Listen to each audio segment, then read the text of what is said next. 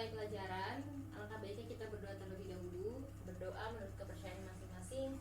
Dimulai.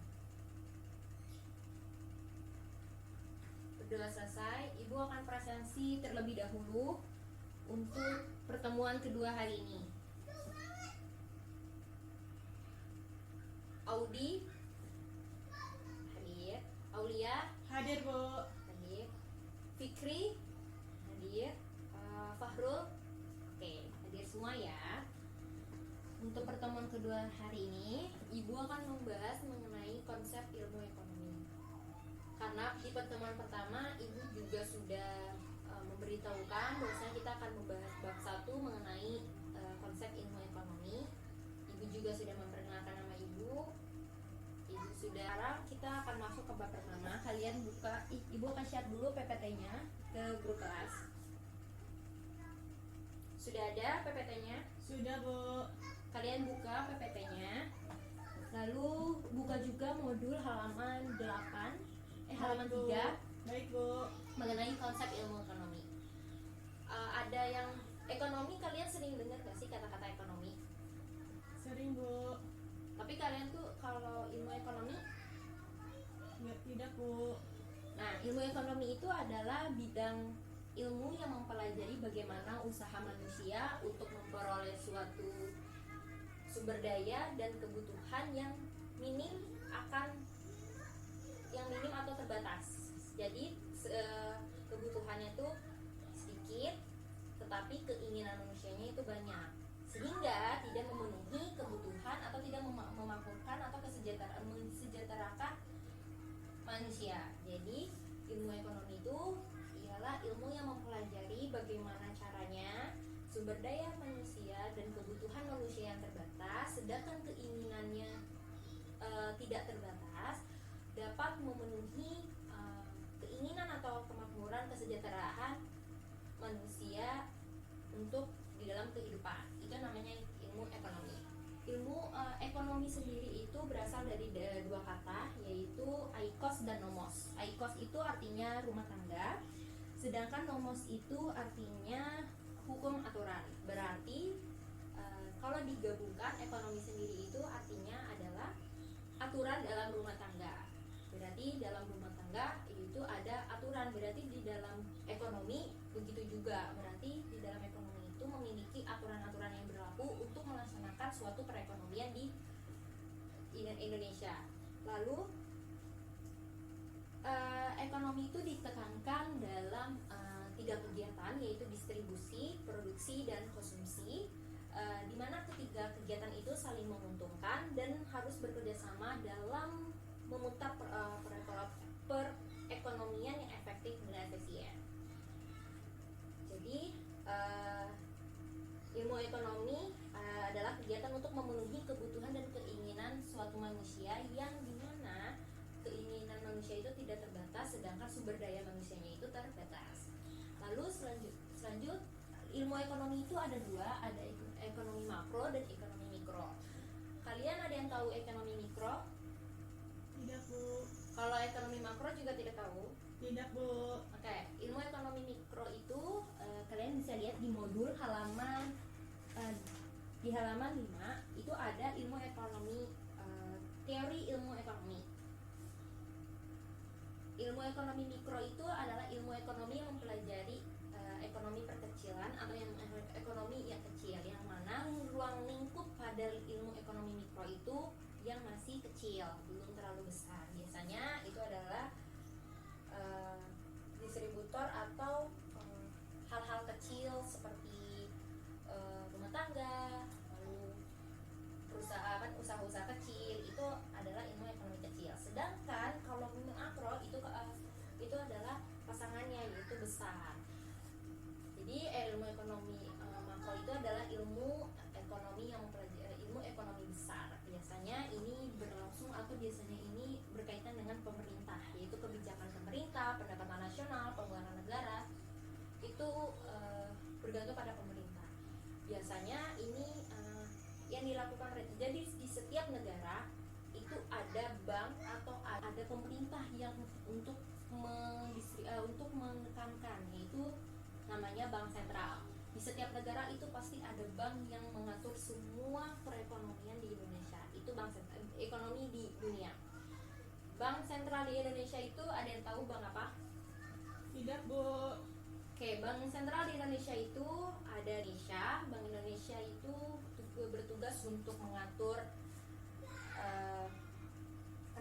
mengatasi inflasi, terus mengatur pembayaran pengangguran yang tinggi, lalu inflasi yang berlebihan dengan mengeluarkan kebijakan-kebijakan. Ada yang tahu kebijakan apa yang dikeluarkan pemerintah untuk menekankan inflasi? Tidak, Bu.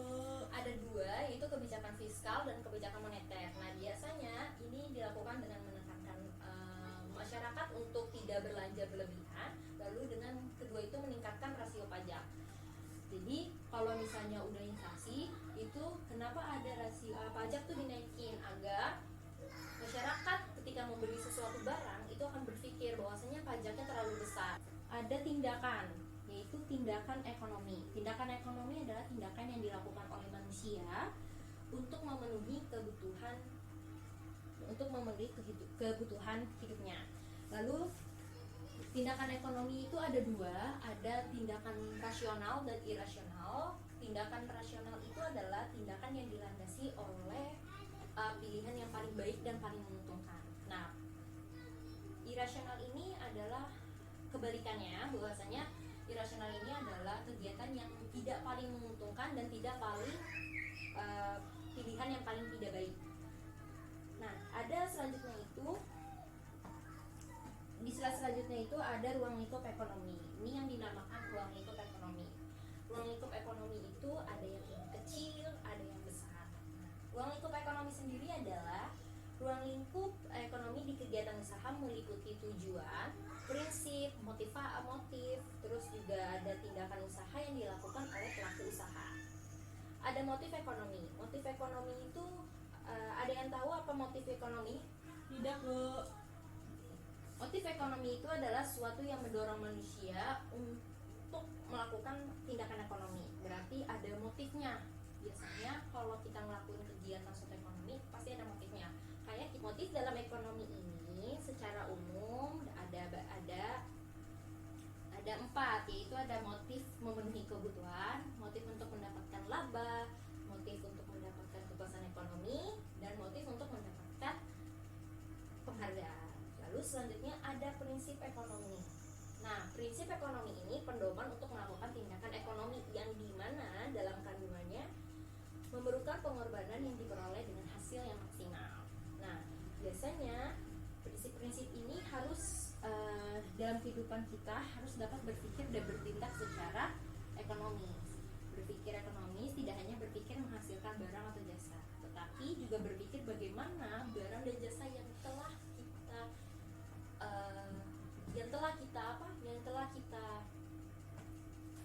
kita lakukan, yang telah kita distribusikan atau kita konsumsi, yang kita olah itu bermanfaat untuk masa depan. Lalu selanjutnya itu ada yang namanya ruang lingkup ekonomi berdasarkan kegiatan usaha. Di halaman ke-8 kalian bisa lihat itu ada ruang lingkup ekonomi pada berbagai kegiatan usaha. Lalu ada yang bertujuan memenuhi kebutuhan pemilik usaha dan rakyat banyak. Ada pula juga bertujuan untuk mencari laba, dan juga ada yang bertujuan untuk memperoleh hal yang lebih besar, yaitu meningkatkan usaha. Lalu ada tiga kegiatan usaha untuk praktik ruang lingkup ekonomi. Ada yang tahu ketiga tersebut? Tidak, Bu. Ada bisnis, ada perusahaan, lalu ada pembangunan ekonomi. Bisnis, kalian sering dengar saat pertama itu ada bisnis. Kalian pernah dengar kegiatan bisnis? Pernah dengar kata-kata bisnis? Pernah, Bu. Pernah ya, karena memang bisnis itu sering kita dengar tapi kalian tidak tahu ya arti bisnis tersebut itu apa. Tidak, Bu. Bisnis adalah usaha komersial atau dalam dunia perdagangan, kegiatan yang erat dalam pembelian, pengangkutan, dan penggudangan serta asuransi.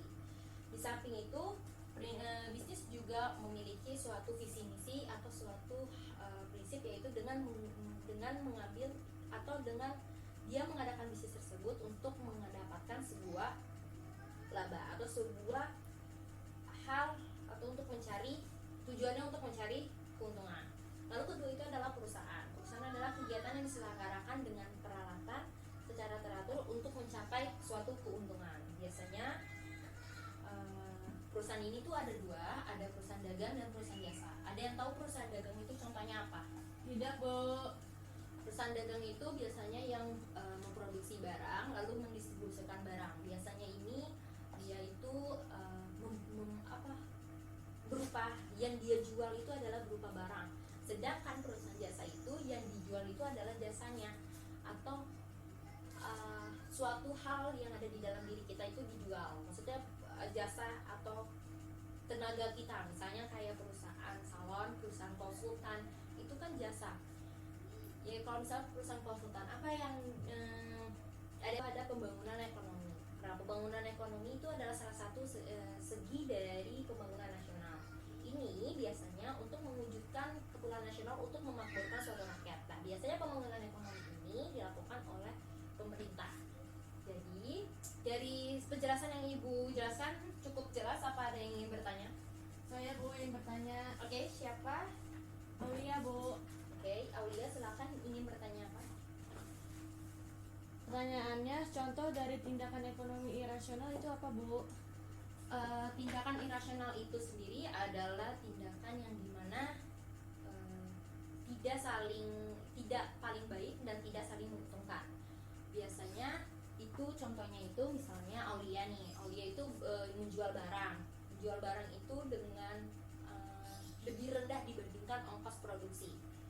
Itu berarti menjual barang, berarti kalau ongkosnya 50.000, Aulia tuh jual barang 30, itu untung apa enggak? Tidak, Bu. Kenapa tidak untung? Ayo, kenapa tidak untung? Tidak tahu, Bu. Karena ongkosnya itu lebih besar. Berarti kamu Aulia ini mendistribusikan barang itu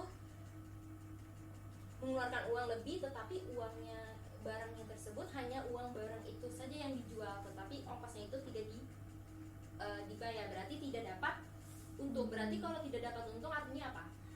Rugi. Ya, betul. Berarti Aulia mengalami kerugian. Itu yang dinamakan tindakan ekonomi irasional. Sudah paham? Paham, Bu. Oke, ada lagi yang ingin bertanya selain Aulia? Oke, Ibu sebenarnya kayaknya semangat, gak ada yang semangat. Kita lakukan ice breaking. Untuk lebih dulu ice breaking-nya silakan berdiri. Ibu punya sebentar. Oke, ice breaking dulu terlebih dahulu. Ibu punya tepukan. Kalau satu ini oke, kalau dua ini siap.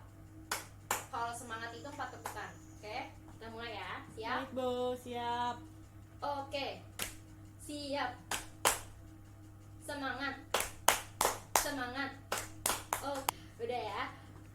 Ada nih, adalah ilmu yang mempelajari bagaimana cara manusia memenuhi kebutuhannya dengan kebutuhan atau sumber daya yang terbatas, tetapi keinginan manusia itu tidak terbatas. Jadi terus juga ada tindakan ekonomi, terus ada prinsip ekonomi, yaitu adalah pedoman bagaimana cara tindakan ekonomi tersebut dapat dijalankan. Lalu ada kegiatan usaha, ada bisnis, ada perusahaan, ada pembangunan ekonomi, yang dimana dari ketiga usaha tersebut sama-sama untuk memberikan atau mencari sebuah keuntungan. Itu kesimpulan materi hari ini. Sudah jelas semua? Jelas, Bu. Kalau sudah jelas, Ibu harap kalian dapat mengerti apa yang Ibu sampaikan. Lalu nanti ketika kalian pulang, kalian pelajari lagi apa yang Ibu sampaikan dan mempelajari lagi bab berikutnya mengenai kebutuhan sumber daya manusia. Jadi Baik, nanti Bu. ketika pertemuan ketiga, ketika Ibu jelaskan, kalian sudah paham sedikit-sedikit mengenai bab tersebut. Cukup, terima kasih Ibu sampaikan untuk semuanya. Ibu sampaikan, wassalamualaikum warahmatullahi wabarakatuh. Waalaikumsalam warahmatullahi wabarakatuh.